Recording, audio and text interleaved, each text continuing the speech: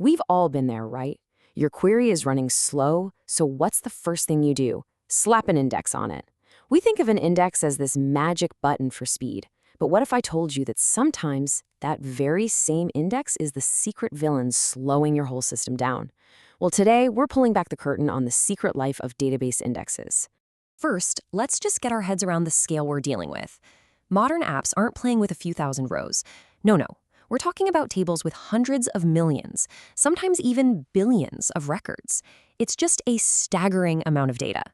So here's the billion-row question. Literally, how on earth does a database find that one specific customer, that single order, in this massive ocean of data?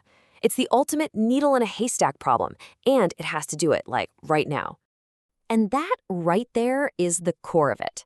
We call it the billion-row problem. It's this huge challenge of pulling information from massive data sets without making your users stare at a loading spinner forever. This is where the real performance tuning begins. You see, without any kind of guide, the database has only one way to find what you're looking for: brute force. It starts at row 1 and just plows through every single row until it finds a match. This is called a full table scan. And on a billion-row table, that's about as efficient as trying to find one sentence by reading every single book in an entire library. It's just not going to work. So how do we give the database a cheat sheet, a shortcut? Well, we give it a phone book. And honestly, that is the perfect way to think about what a database index really is. At its heart, an index is just a separate, smaller, and perfectly sorted copy of a few columns from your main table. Just like a phone book is sorted by last name to help you find a number super fast, an index is sorted by a key to help the database find the actual data row you need. It's a really clever bit of organized redundancy. So how's this phone book actually put together? Well, at the very bottom level, you've got what are called leaf nodes. Think of these as the actual pages of the phone book, with all the data sorted and pointing to the full rows in the main table.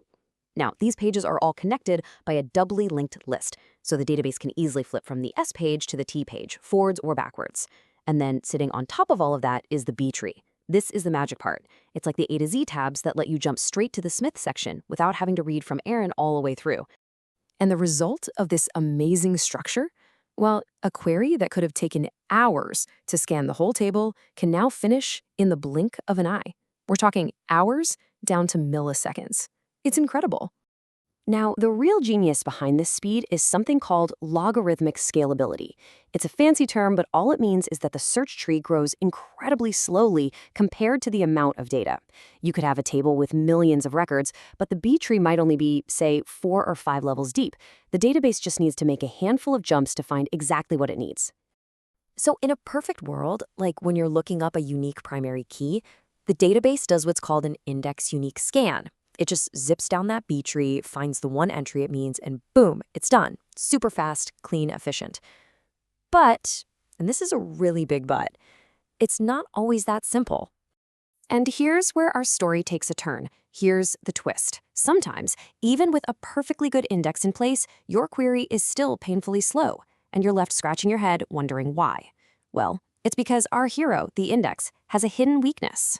You see, as Marcus went on to point out in his amazing book, SQL Performance Explained, the part we think of as the lookup, that quick trip down the B tree, is only step 1 of a 3-step process. And it's in those other 2 steps where all the performance problems are hiding. Let's break down the whole picture. So step 1, the B tree traversal is always lightning fast. No problem there. But what if you're not looking for one unique thing? What if you want all employees with the last name Smith? Now the database has to do step 2, a leaf node scan, and has to read along that chain of pages to find every single Smith. Then comes the real performance killer. Step 3, table access. For each one of those Smiths it found, it has to jump back over to the main unsorted table to get the rest of their info, like their first name or department. And here is the absolute key takeaway. Your query is only as fast as its slowest step. Your index might find that first Smith in a microsecond, but if it then has to scan 100 pages of leaf nodes and do 1,000 random jumps back to the main table, your query is going to crawl. The B tree did its job perfectly, but the follow-up work was just enormous. So how in the world do we fix this? The secret isn't just what columns you put in an index. It's about how you build it.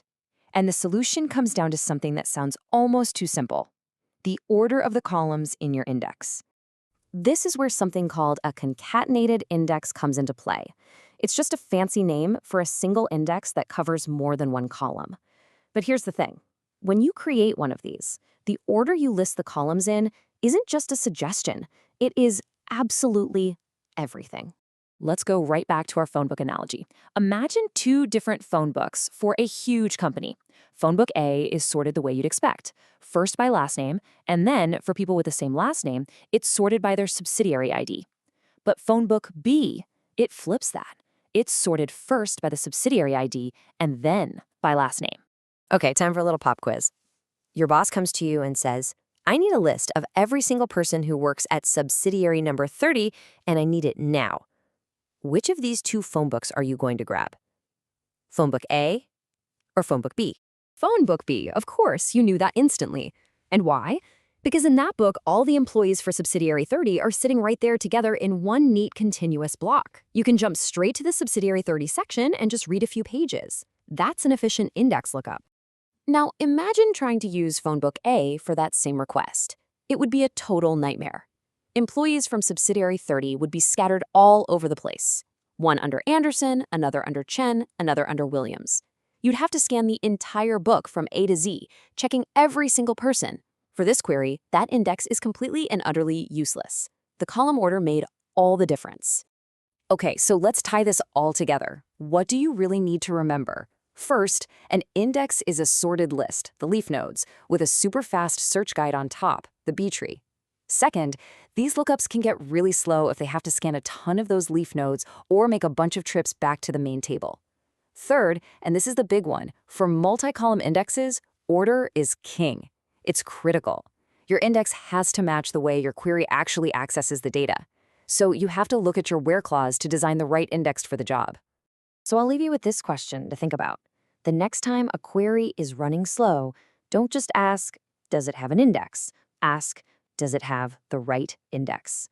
Take a look at your own system. Is that fast index you created actually the secret bottleneck that's slowing everything down?